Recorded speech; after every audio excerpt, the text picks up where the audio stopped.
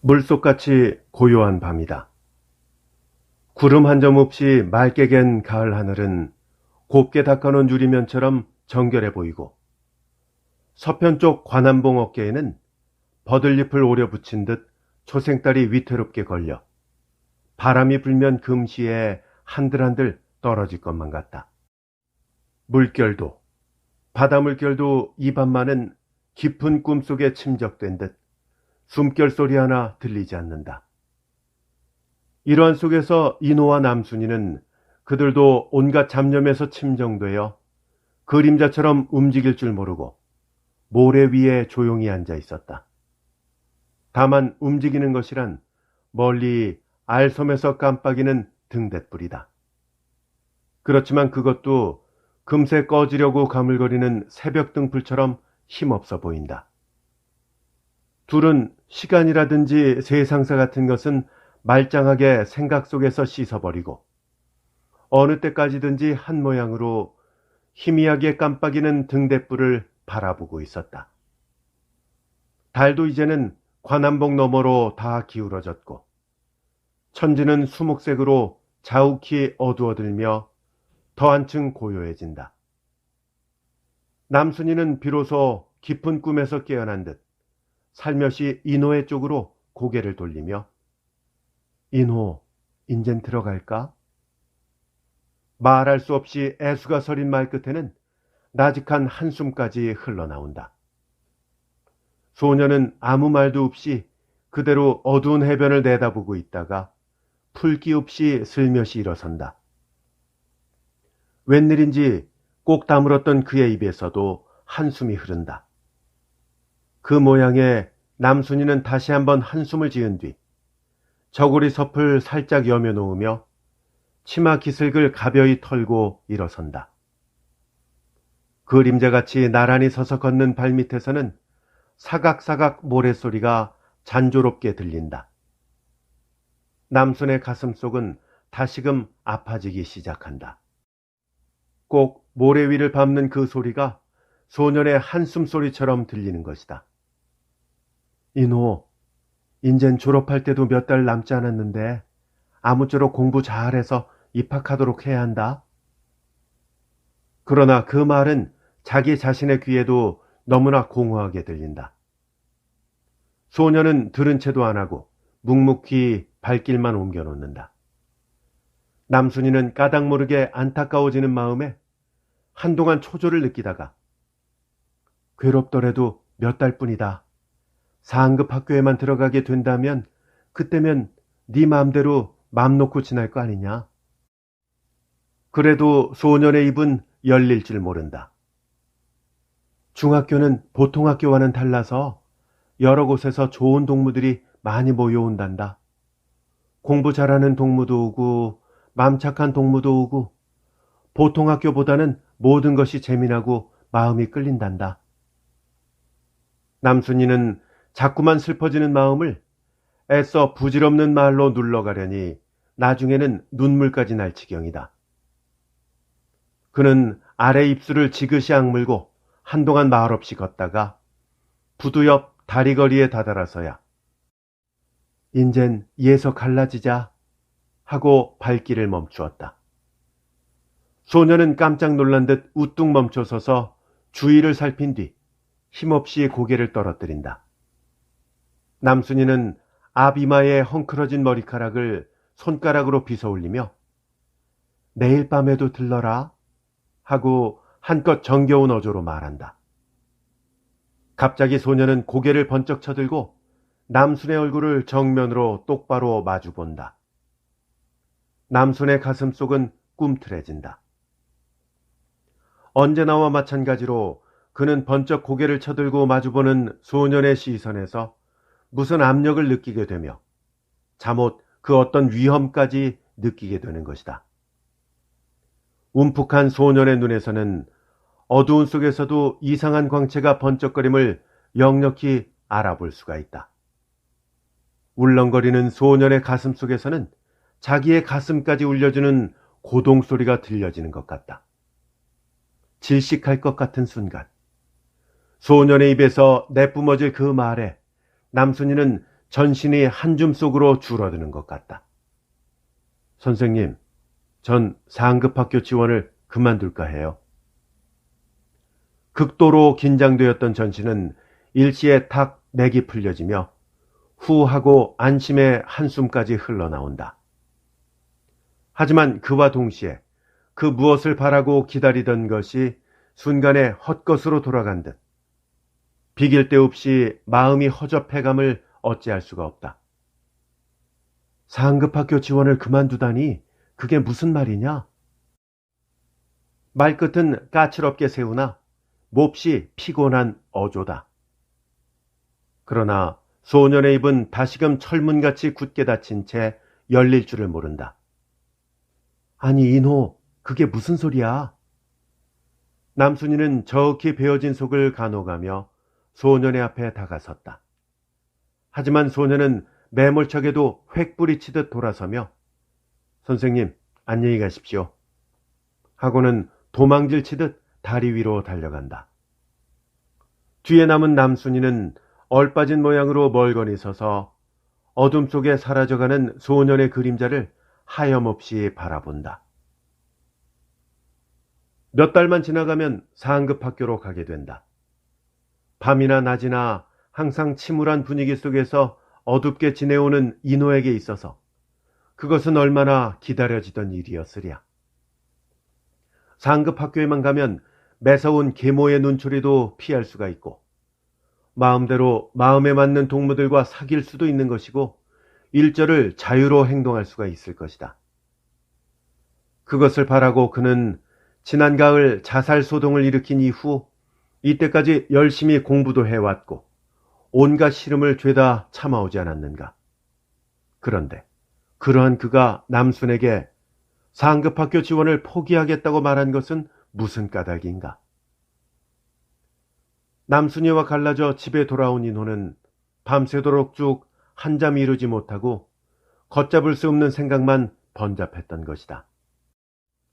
상급학교로 간다는 것은 다시 없는 그의 희망이자 동시에 과거를 탈출하여 새로운 낙원을 건설합니다.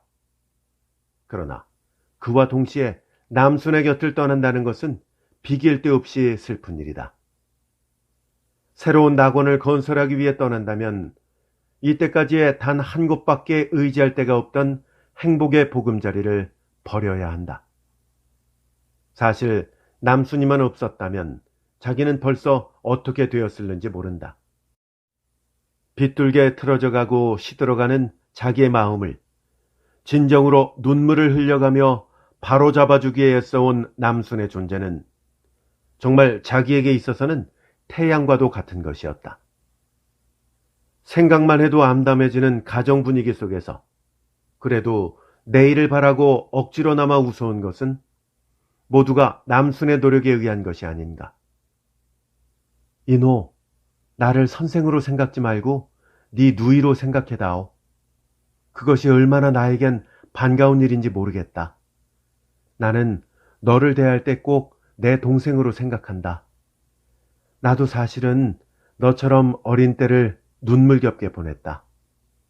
아버지를 두고도 아버지라고 불러 못 보고 제 성도 바로 못하고 지내왔다.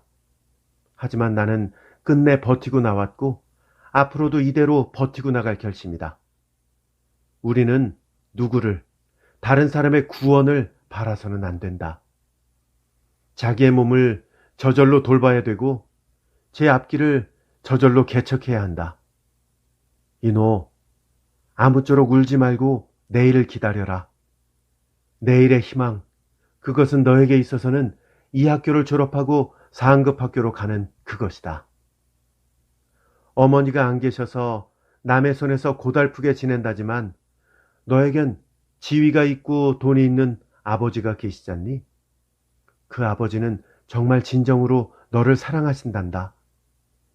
하지만 사내 양반들의 사랑이란 어머니처럼 그렇지는 못하단다. 사랑하면서도 그것을 겉으로 나타내지 못하는 것이 아버지의 사랑이란다. 인호, 부디 울지 말고 공부 잘해서 돌아오는 봄에 입학하도록 해라. 다행히 너희 반 담임 선생님도 너에게 퍽 동정을 하시는 양반이니까 아예 딴 생각을 하지 말고 이 누이의 말대로 해다오.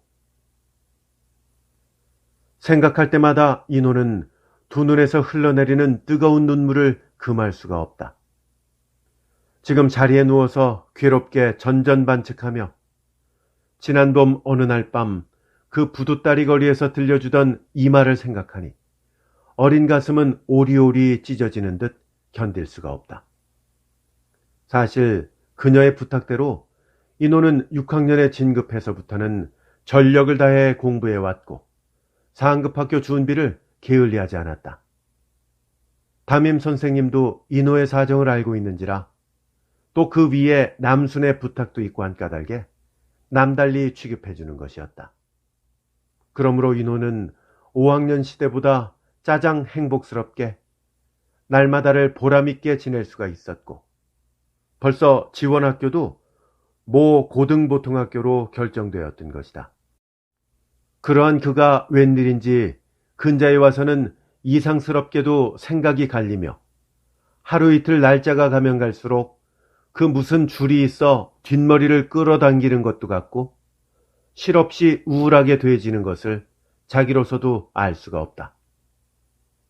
다시 말하면 상급학교로 간다는 것은 웬일인지 자기의 행복을 영영 그 무엇에게 바쳐버리는 것 같고 수험일자가 가까우면 올수록 남순이와의 거리는 점점 멀어져서 자기 앞에는 다시금 전날의 그 암담하던 구렁텅이가 입을 벌리고 달려드는 것 같았다. 그것은 생각만 해도 소년의 가슴속을 캄캄하게 어둡게 해주는 것이었다.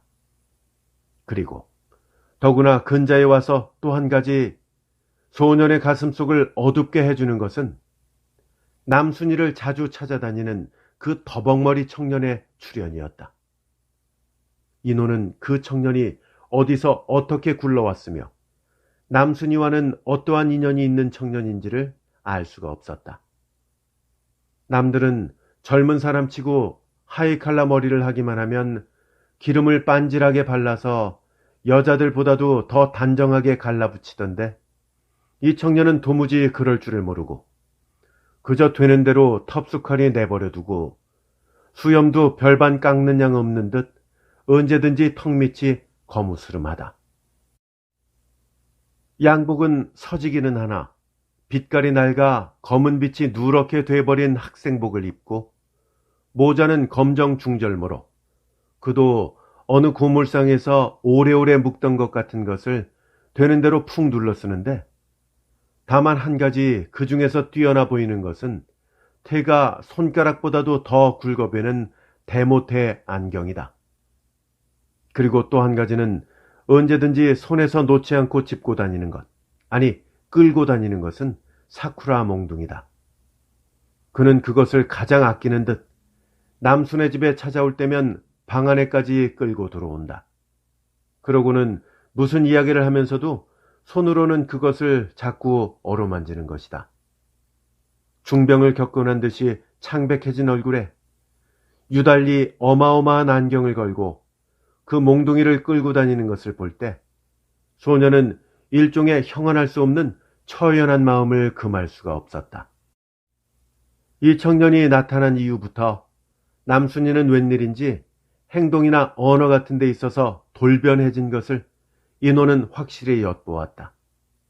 뿐만 아니다. 자기에게 대하는 태도에도 어딘지 모르게 섬섬한 데가 있고 빈틈이 생긴 것 같았다. 그것이 사실에 있어서는 자기의 비틀린 근성에서 생겨지는 억측인지는 몰라도 하여튼 그에게는 그렇게 느껴지고 우울해지는 것이었다.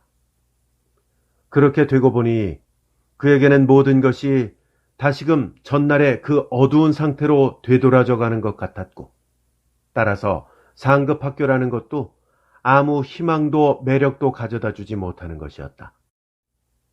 공연히 청년에게 가는 저주와 그에 따라 남순이에게 대해서도 그 어떤 일종의 원망에 가까운 마음을 품게 되는 것으로 소년의 얼굴빛은 다시금 흐려졌다. 그리하여 그는 끝내 그것을 상급학교 지원 중지라는 것으로 남순의 앞에 폭발시켰던 것이다. 하지만 그러고 나서 집에 돌아와서는 밤새껏 잠들지 못하고 고민하게 되는 소년의 가슴 속에는 피부를 오려내는 듯한 후회 마음이 사뭇 치미는 것이었다. 그 이튿날 인호의 아버지는 회사의 용무로 약 일주일가량 출장을 떠났다. 언제나와 마찬가지로 인호의 가슴속은 말할 수 없이 어두워졌다. 일주일 동안 아버지가 출장 간 동안 그동안은 또다시 사막의 길을 걸어야 하며 어둠 속의 생활을 해야 한다. 아침을 먹고 학교로 가는 길에서 그는 간밤에 남순에게 한 말을 한층 더 후회했다. 그러고는 기회를 보아 자기의 철없이 꺼낸 말을 취소하여 그녀에게 안심을 시키려 했다. 집 앞 오솔길을 빠져서 큰 길을 건너 다시 지름길에 들어서는데 누군지 뒤에서 발자취 소리가 나는 것 같더니 인호 하고 부르는 소리가 들려온다. 돌아다 보니 한반에 다니는 승옥이란 자기보다 2살 이상 되는 여학생이다. 인호는 무뚝뚝한 표정으로 뱅글거리며 가까이 오는 그녀를 보고 섰노라니 어쩐지 얼굴이 달아오르는 것 같다. 늦지 않았니? 몰라. 우리 집 시계는 아직 20분이나 있더라. 인호는 잠자코 다시금 발길을 옮겨 놓았다. 승옥이는 곁에 나란히 서서 걸으며 무엇라고 수작을 걸려는 눈치면서도 얼른 꺼내지는 못한다. 아직 등교 시간이 이른 탓인지 골목에는 승옥이와 인호의 그림자밖에 없다. 평소에는 한반에서 무심하게 대해왔지만 이렇게 외딴 골목에서 단둘이 나란히 서서 걷게 되니 어쩐지 가슴속이 가볍지 못하다. 자칫하면 앞서려는 인호의 걸음걸이는 저로서도 몹시 허둥거리는 것 같다. 승옥이는 그녀도 정작 가지런히 서기는 했지만 할 말은 생각나지 않는 듯 쉽사리 입을 열 줄 모른다. 그러다가 그녀는 겨우 용기를 낸 듯 너 어느 학교로 지원했냐? 하고는 인호의 얼굴을 힐끔 곁눈질한다. 그러나 인호는 못 들은 채 한동안 그대로 묵묵히 발길만 옮겨놓다가 모 고등보통학교다. 넌 하고 우뚝 걸음을 멈추며 대담하게 마주본다. 난 아직 결정을 못 지었다. 왜? 집에서 허락을 안 해줘. 어째서? 어째서가 있니? 계집애가 보통학교만 해도 대단하지. 상급학교가 뭐냐 하며 돈 탈난다고 그러지. 승옥의 음성은 이내 울음조로 변해진다. 인호는 잠시 할 말을 생각지 못하다가 그럼 넌 그만둘 테냐? 왜 그만둬? 하고 승옥이는 마치 인호가 방해의 주인공이나 되는 듯이 앙칼지게 대해댄다. 안 보내주는 걸 어떻게 가니? 안 보내주면 도망질해 가지. 뭐? 도망질? 그럼 그러잖고. 승옥이는 아주 흥분되어 숨까지 새근거리며 얼굴에 홍조를 띈다. 인호는 그 모양을 물끄러미 바라보며 자기의 보잘것없는 무기력한 마음을 되씹어 보았다. 안 보내주면 도망질해서라도 간다. 그 강경한 의지는 대체 어떠한 곳에서 생기는 것일까? 막으면 뚫고 나간다. 이것은 남순이가 노상 타일러 주던 말이 아닌가. 그 말을 그는 지금 승옥의 의지에서야 비로소 처음 엿보았고 느꼈다. 승옥이는 마치 인호의 무기력한 의지를 비웃기나 하는 듯이 다시금 한 말을 곱씹는다. 도망질하지 않고 계집애는 사람이 아닌가? 사내가 사람이면 계집애도 사람이야. 난 어떻게 해서든지 시험 보러 갈 테야. 인호는 제 생각에 골똘히 잡혀 승옥의 말을 먼 귀로 들으며 발길을 옮겨 놓았다. 이날 그는 진종일 승옥의 말로 하여 무거운 침묵 속에서 지냈다. 밤이 되자 그는 입맛 없는 저녁을 두어 숟가락 뜯어 말고 이내 책보를 끼고 담임 선생님의 집으로 갔다. 거기에는 매일 밤 모여와서 입학시험 준비를 하는 동무들이 벌써 다 와서 있었다. 인호는 그들 틈에 끼어 어느 때보다도 한층 더 열심히 공부했다. 그러나 아침 등교시에 들은 승옥의 말로 하여 자칫하면 머릿속에 걷잡을 수 없는 딴 생각이 떠오르는 것을 억누르기에 애가 말랐다.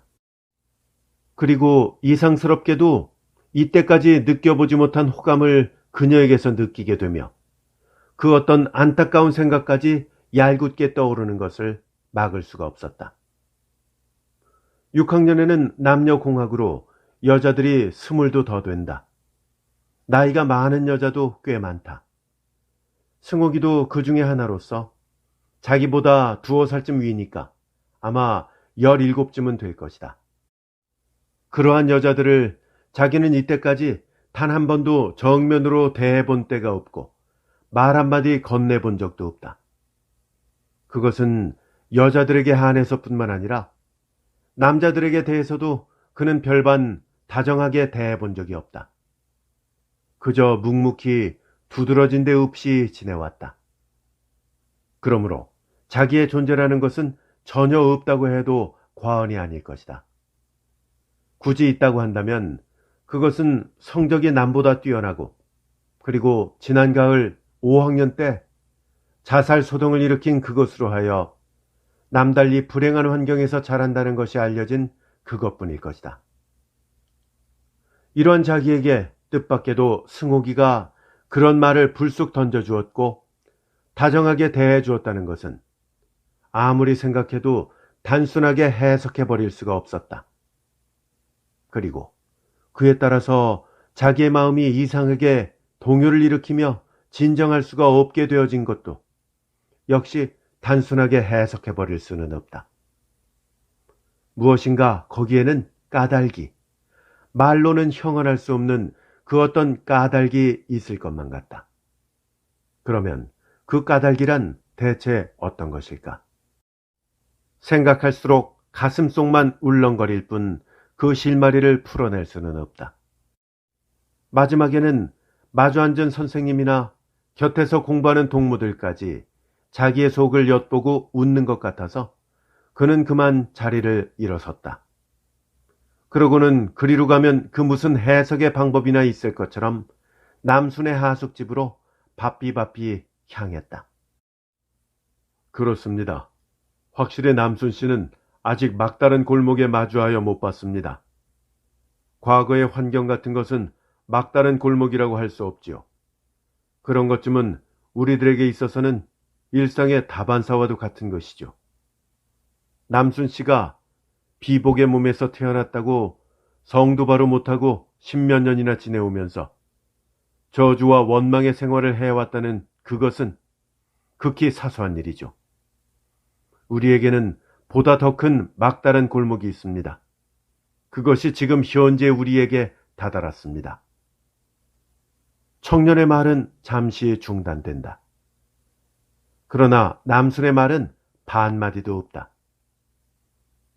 인호는 서먹하여 문 앞에 선 채 하늘을 쳐다보았다. 하늘에는 뜬 달보다 달빛이 한층 더 맑다. 청년의 말은 또 이어진다. 미래는 확실히 우리들의 시대입니다. 이 시대를 우리들의 품 안에서 획득하려면 우리들은 썩어빠진 국악 속에서 용감하게 뛰쳐나와야 합니다. 만약 그렇지 않다면 우리들은 막다른 골목에서 자기 파멸밖에는 볼 것이 없을 것입니다. 당신은 언제인가 그 계모 밑에서 화기 없이 지낸다는 아이의 이야기를 하셨지요. 나도 그 애의 이야기를 듣고 퍽 가엾게 생각하며 동정했지요. 하지만 그런 것도 우리가 사실 냉정하게 생각한다면 값싼 동정뿐으로서는 안 됩니다. 우리는 그에게 동정을 하여 자기 안위를 얻는다기보다는 그의 의지를 채찍질해야 합니다. 역경을 뚫고 나갈 그런 굳센 의지를 단련하도록 편달해 주어야 합니다. 무쇠는 언제든지 불 속을 지나야 한다고. 그에게는 동정 같은 거는 금물입니다. 채찍질을 해야 합니다.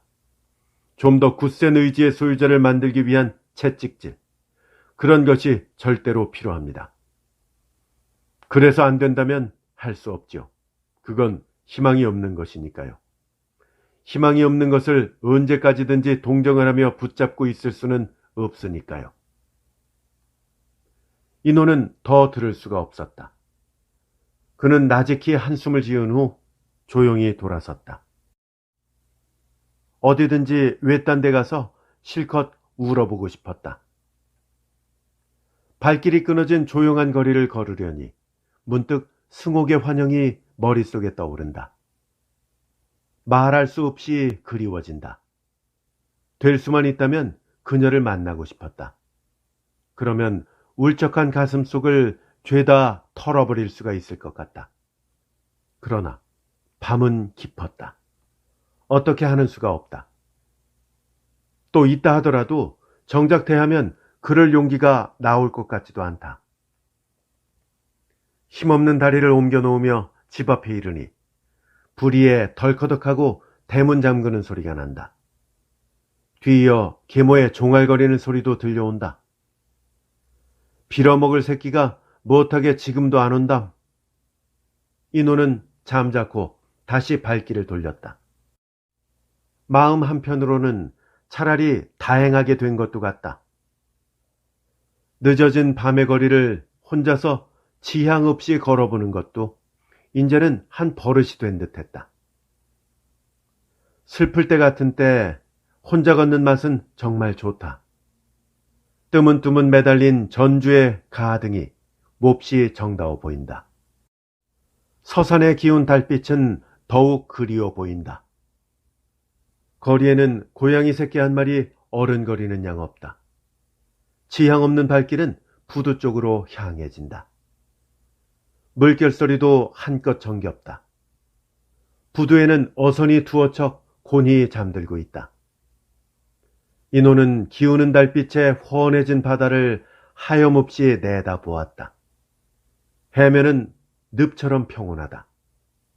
자기의 마음도 그처럼 평온하고 안일하게 된 듯하다. 슬프지도 않고 그렇다고 기쁘지도 않고 아무렇지도 않다. 그저 일절을 말짱하게 씻어버린 것 같다.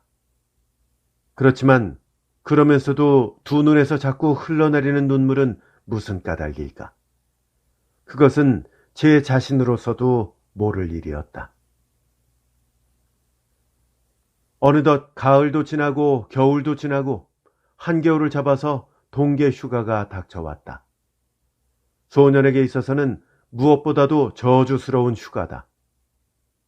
될 수 있는 한 소년에게는 집을 떠나는 것이 가장 자유롭고 행복스러운 것이다.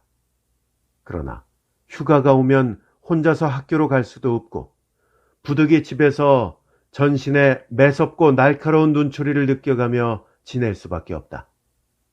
그러므로 소년은 한층 더 침울하게 되어서 지리한 날마다를 천추같이 보냈다.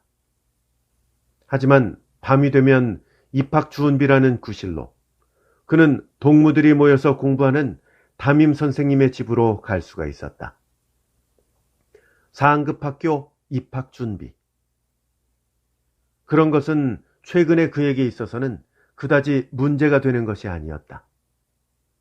입학준비야 어떻게 되든 말든 조금이라도 집에서 나와 자유로운 공기를 마시면 그만이다.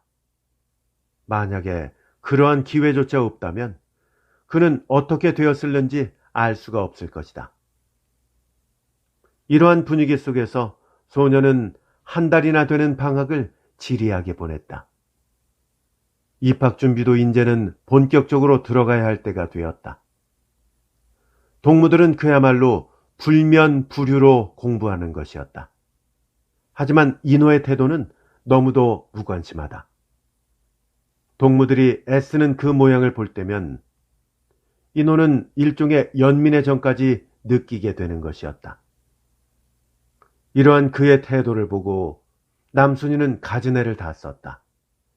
길에서 만나도 그랬고 학교에서 만나도 그랬고 때로는 자기의 집에 억지로 붙잡아다 놓고 눈물을 흘려가며 타일렀지만 소년의 다물어진 입은 열릴 줄을 몰랐다. 어느 날 밤이었다. 남순이는 저녁을 먹고 인호가 담임 선생님의 집으로 가는 것을 모퉁이에 지켜섰다가 다짜고짜로 끌고 자기의 하숙집으로 갔다. 방 안에 들어서자마자 그녀는 참았던 서름을 한꺼번에 터쳐버리듯 책상에 엎드려 울며 인호, 너무도 심하잖니? 내가 이렇게 너 때문에 밤마다 울고 있는데도 너는 털끝만치도 내 맘을 몰라준다. 너만 없다면 난 벌써 학교를 그만두었을 거다. 너 하나 때문에 너를 무사히 졸업시켜 상급 학교로 보내려고 난 이렇게 뜻에 없는 일에 매달려 있는 줄 넌 왜 몰라주니? 하고 원망의 말을 퍼붓는 것이다. 인호는 비로소 남순의 앞에 쓰러져서 선생님 하고 뒷말을 잇지 못하고 목매어 느낀다. 남순이는 참말로 반가웠다. 그녀는 어쩔 줄을 몰라 한동안 인호의 들먹이는 어깨를 내려다보다가 그만 저도 모르게 와락 끌어안고 함께 흐느꼈다. 인호는 남순의 팔에 안겨 한동안 우노라니 이상하게도 엉켰던 가슴속이 나긋이 풀리는 것 같았다. 그리고 생각은 이상스럽게도 과거의 어린 시절로 되돌아간다. 어머니의 품에 안겨 자장가를 들으며 가물가물 졸던 그때가 바로 눈앞에 펼쳐진다. 문득 무엇이든지 말하며 묻고 싶은 생각이 치민다. 선생님, 그 사람은 선생님과 어떻게 되나요? 그 사람이라니? 누구 말이냐? 남순이도 울던 것 같지 않게 맑은 소리로 묻는다. 그 더벅머리한 사람 말입니다. 무뚝 말하고 생각하니 어린 마음에도 너무나 당돌하게 질문한 듯하고 또한 자기 속을 펼쳐 보인 듯하여 얼굴을 붉히지 않을 수가 없다. 그러나 남순의 태도는 조금도 어색해지는 양 없이 태연하다. 그는 입가에 부드러운 웃음까지 띠고 그 사람 말이냐? 그 사람은 어디 가서 대학교까지 졸업하고 돌아온 이인데 아주 훌륭한 이다. 남들 같으면 벌써 어느 관청이나 회사 같은 데 들어갔을 텐데 그 이는 고향 청년들을 위해 애를 쓰신단다. 인호는 남순의 얼굴을 뚫어져라고 마주 쏘아본다. 그 바람에 남순이는 눈 가장자리를 약간 붉힌다. 고향 청년들을 위해 무슨 일을 하나요? 그야 여러 가지로 할 수가 있지. 첫째, 돈이 없어서 공부 못하는 청년들에게 글을 가르쳐주는 것도 일이고 청년회를 조직해서 단체 훈련을 시켜주는 것도 일이지. 남순이는 얼마간 흥분까지 느끼며 청년의 이야기를 열심히 한다. 그것이 다시금 인호의 비위를 슬그머니 건드렸다. 바로 그런 때에 승옥이가 찾아왔다. 그는 뜻밖에도 인호가 와 있는 것을 보고 문고리를 쥔 채 망설이다가 남순이가 두 번째 권하는 바람에야 겨우 들어선다. 그러나 들어와서도 얼른 앉지는 못하고 거북한 양으로 둘의 눈치만 살핀다. 어서 앉아라. 왜 서 있기만 하니? 남순이도 부자연한 공기를 느꼈는지 어색한 웃음으로 승옥이를 쳐다본다. 그제야 승옥이는 문 앞쪽으로 삿붓 앉으며 흘낏 인호를 눈치대본다. 인호는 실없이 안 된 생각이 들며 마음 한모퉁이가 캥겨든다. 마치 무슨 죄를 짓다가 들킨 것처럼 얼굴까지 후끈거려진다. 한동안 셋은 아무 말도 없이 싱겁게 앉아 침묵만 지키고 있었다. 그러다가 그 침묵을 먼저 깬 것은 승옥이다. 그녀는 부리에 우뚝 일어서며 선생님, 가겠어요. 하고 남순이를 내려다보다가 마주치는 시선에 얼른 외면한다. 가다니? 왜 놀지도 않고 그렇게 빨리 가니? 남순이는 당황하게 서둘며 승옥이를 쳐다본다. 지나가다 들렀는데 너무 늦으면 집에서 야단 맞아요. 그렇지만 우리 집에 왔다 갔다면 괜찮을 거 아니냐? 그래도 늦으면. 승옥이는 얼음거리며 문고리를 쥐고 난처해 한다. 인호는 그 이상 더 앉아 있을 수가 없다. 그는 기회를 얻은 듯이 벌떡 일어서며 저도 가겠어요 하고 망설이는 승옥이를 밀치듯이 덧문을 확 열어젖혔다. 아니 왜들 이렇게 성급하게들 서두냐 하며 남순이도 뒤따라 일어선다. 인호는 멋없이 꾸벅 인사를 한 다음 도망질 치듯 마당 밖으로 나왔다. 막혔던 가슴속이 시원히 풀려지는 것 같아 그는 후하고 긴 숨을 내뿜었다. 또박또박 따라오는 발자취 소리. 그것은 틀림없이 승옥이의 발자취인 줄 알면서도 인호는 그냥 뚜벅뚜벅 제걸음만 옮겨 놓았다. 무엇이라고 말할 수 없는 거북하고도 미안하고 그러면서도 한편으로는 그 어떤 안타까움까지 뒤섞여지는 마음을 인호는 어떻게 가누었으면 좋을지 몰랐다. 그 때문에 그는 몇 번이나 걸음을 지체하여 승옥이와 어깨를 나란히 하고 걸으려다가도 그만 쑥스러운 생각에 애꿎은 얼굴만 붉히면서 제대로 발길을 옮겨놓곤 했다. 승옥이도 그 이상 더 걸음을 빨리 하지는 않는다. 그것이 인호에게는 한층 더 안타까웠다. 뿐만 아니라 빨리 뒤따라주지 않는 승옥의 그 마음이 얄밉기도 하다. 그래서 그는 끝내 지 마음을 굽혀서 우뚝 발길을 멈추고 뒤를 돌아다 보았다. 뒤따라오던 승옥이도 오뚝 멈춰선다. 왜 남의 뒤만 따라오니? 어째서 무슨 마음으로 이런 말을 불쑥 꺼냈는지 그로서도 잘 몰랐다. 꺼내놓고 그 여운이 아직 사라지기도 전에 그는 이내 얼굴을 돌렸다. 승옥이는 잠시 조용히 서서 바라보다가 살며시 곁에 와서 선다. 인호는 자기의 얼굴빛을 엿보게 못하는 어둠 속이 짜장 고마웠다. 승옥이는 잠자코 인호의 숙인 얼굴을 들여다보다가 넌 왜 가다 말고 섰니? 팩 쏘듯 하는 말이긴 하나 그 속에는 형용할 수 없는 부드러운 정이 서려 있다. 인호는 아무 소리도 없이 다시 발길을 옮겨 놓았다. 승옥이도 따라선다. 둘은 비로소 어깨를 나란히 하고 걷는다. 하지만 말은 서로 없다. 그러나 말 없는 그 속에서 둘은 서로 상대편의 그 마음을 엿보았고 말할 수 없는 달콤한 행복에 도취되는 것이었다. 마침내 둘은 인호의 집 앞 개천까지 왔다. 먼저 발길을 멈춘 것은 인호다. 나직이 한숨을 뽑은 뒤 그는 조용히 승옥의 얼굴을 들여다본다. 승옥이는 상대편의 시선을 정면으로 받으면서 그도 까닭 모를 한숨을 나직이 짓는다. 승옥아, 넌 언제 시험 보러 가냐? 난 한 열흘쯤 먼저 떠나겠다. 왜 그렇게 일찍 가냐? 시험 일자가 딱 되어 떠나다가 누구한테 붙잡히기나 하면 어쩌니? 그럼 지금도 너의 집에선 허락이 없냐? 없잖고. 미리 가다가 붙잡혀도 붙잡히기만 하면 마찬가지가 아니냐? 그래도 그 편이 낫다. 앞으로 시험 일자가 며칠 남기만 하다면 한번 붙잡혔더라도 또 기회를 얻을 수 있잖니? 인호는 다시금 놀라지 않을 수가 없다.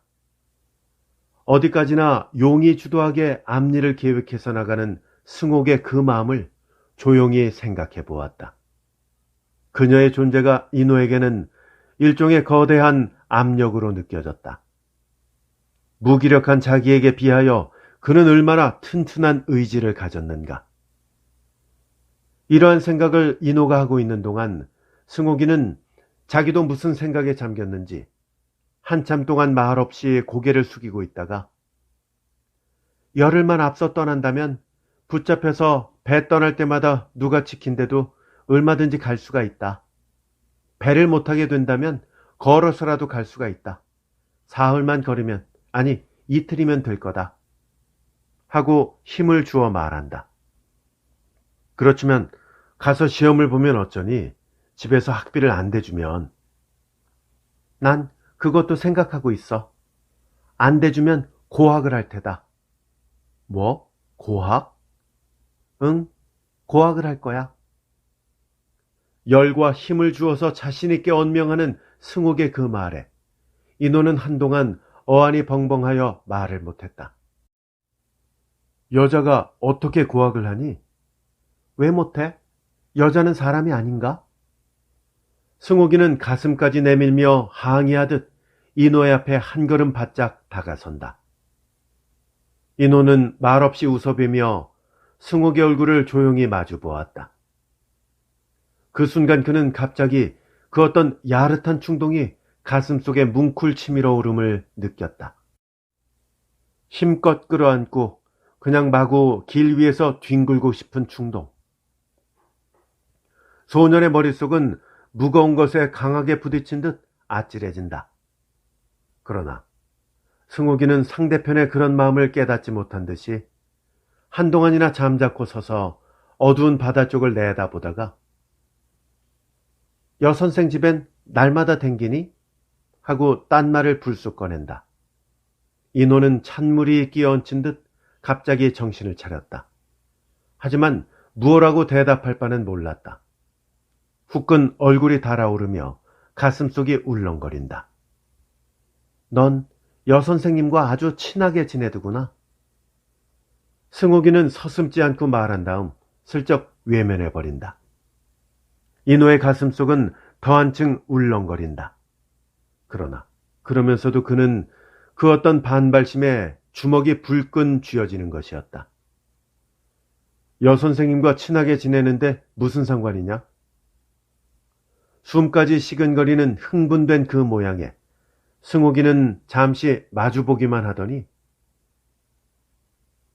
친하게 지낸다는 게 그렇게도 안 됐니?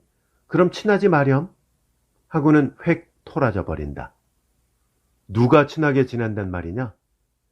네가 친하게 지내지 누가 친하게 지내니? 내가 언제 친하게 지냈냐? 언제는 언제야? 언제든지지. 인호는 말문이 막혀 한참이나 시근거리며 노려보다가 넌 왜 친하냐? 내가 언제 친했지? 친하지 않은 게 아까는 왜 갔냐? 볼 일이 있으니까 갔지. 뭐? 볼 일? 나도 볼 일이 있으니까 갔지. 무슨 볼 일이 날마다 그렇게도 있을까? 뭐야? 내가 언제? 갑자기 인호는 목구멍이 막히며 눈시울이 뜨거워짐을 어찌할 수가 없다. 그는 그만 두 손으로 얼굴을 덮으며 목매어 흐느끼기 시작한다. 이 뜻밖의 일에 승욱이는 어쩔 바를 몰랐다. 그는 목매어 흐느끼는 인호의 어깨를 바라보며 몇 번이나 주저거리다가 예, 내가 잘못했다. 인호 하고 그의 팔을 다정하게 잡아주었다. 놔라. 인호는 매몰차게도 획 뿌리친 후 그만 개천을 뛰어넘더니 자기 집 쪽으로 달려간다. 승옥이도 그 뒤를 따르려다가 자기도 까닭 모를 눈물이 왈칵 쏟아져 나와서 그만 그 자리에 풍덩 주저앉아 버렸다. 2월이 지나 3월이 되자 기후는 완연히 달라져서 사면 산발에 눈들은 슬며시 녹아버리고 바다에서는 날마다 훈훈한 바람이 불어온다. 학교에서는 졸업시험들이 시작되어 상급학교 지원생들은 한층 더 애를 쓰게 됐다. 이러한 어느 날 학교에는 뜻밖에도 불상사가 생겨서 남순이의 진퇴 문제를 일으켰다. 그것은 다름이 아니라 시내 청년회가 조직되어 그 창립대회 석상에서 교원의 직에 있는 남순이가 축사를 한 것인데 직분도 직분이려니와 축사의 내용이 불온하다는 의미에서 당국의 비위를 거스른 사건이었다. 학교에선 교장과 수석이 몇 번이나 근심스러운 빛을 띠고 경찰서로 드나들었다. 그 결과 결국 남순이는 직을 사하게 되어서 문제는 낙찰되었지만 일반 사회 여론은 가지가지로 구구하게 떠돌았다. 하지만 문제의 주인공인 남순이는 조금도 그 여론에 개의치 않고 태연하게 지내는 것이었다. 그는 비로소 오랫동안 갇혔던 어릿속에서 풀려나온 듯한 그런 태도로 청년들과의 접촉을 일층 맹렬하게 했다. 그 모양을 보고 인호는 밤마다 한숨으로 지냈다. 그러지 않아도 자꾸만 멀어져 가는 듯한 남순이로 하여 슬프게 지내던 인호는 영영 놓쳐버린 듯한, 아니 놓쳐버린 서울음에 완연 실신한 것처럼 되었다. 그는 밤마다 하늘의 별을 쳐다보았다. 그 별처럼 남순이는 구만리 밖 아득한 곳에 아득하게 멀어져서 다시는 붙잡을 수 없게 돼버린 것 같았다. 손 닿을 수 없는 별. 쳐다보고 또 쳐다보아도 빛깔은 차고 희미하다. 그는 밤이 깊도록 넋을 잃고 그 별을 쳐다보다가도 자리에 들면 눈물로 밤을 밝혔다. 그러다가 어느 날 밤 그는 갑자기 자리에서 벌떡 일어나 연필과 종이 쪽을 갖춰가지고 편지를 쓰기 시작했다. 선생님. 이렇게 첫머리를 떼어놓고는 오랫동안 지면을 들여다보았다. 새하얀 종이 위에 의젓이 떠오르는 남순의 환영. 더벅머리 청년의 환영. 그는 그것을 뚫어지게 노려보다가 그만 되는 대로 그 위에다 마구 갈겼었다. 그러나 그것은 몇 줄을 못 내려가서 이내 소나귀에서 찢기고 말았다. 이러한 날마다가 짓궂게 되풀이되는 동안 승옥의 존재가 갑자기 학교에서 사라졌다. 그 뒤 얼마 안 되어 동무들의 모양도 몇 명 보이지 않았다. 그러나 인호는 도무지 기력을 못 차리며 날마다 어두운 얼굴로 지냈다. 시험 일자가 임박하게 되자 학교에서 몇 번 독촉을 해도 그는 조금도 내켜하지 않았다.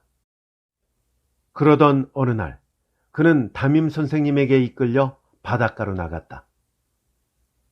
남순이와 같이 걸어보던 바닷가다. 담임 선생님은 오랫동안 말없이 걷다가 긴 한숨을 뽑은 다음 인호, 인젠 시험 일자가 이틀밖에 남지 않았다 하고는 또 한동안 침묵을 지키다가 나도 이번 학기를 보고는 그만두겠다. 그만두고 어디에나 갈까 한다. 인호는 조용히 담임 선생님의 얼굴을 쳐다보았다. 그도 근자에 와서 몹시 수척해졌다. 담임 선생님은 인호의 시선을 슬며시 피해 바다 쪽을 내다본다. 인호는 그의 속을 조용히 생각해 보았다.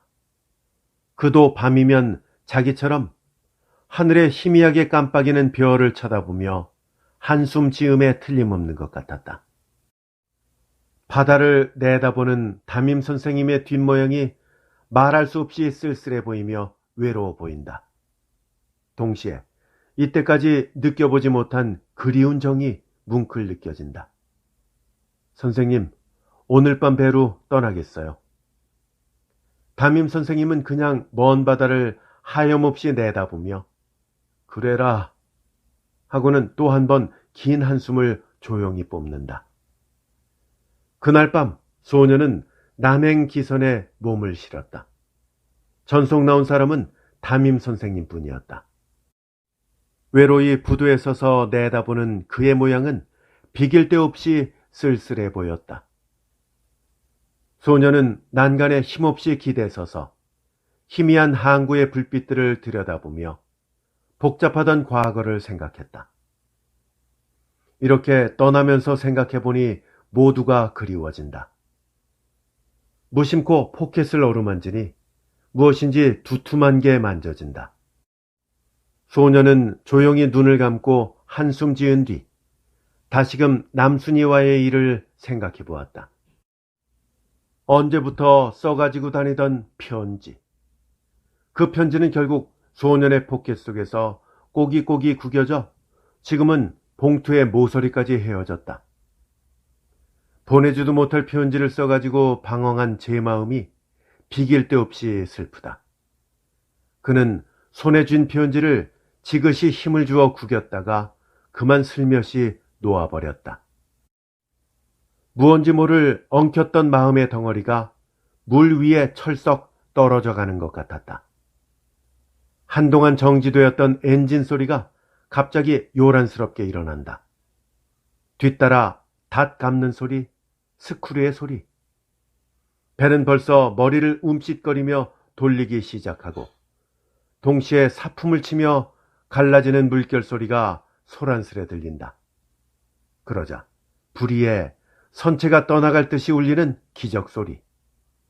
소녀는 부두 쪽을 향해 조용히 모자를 벗었다. 그러고는 모든 것에게 진정으로 하직의 인사를 고했다.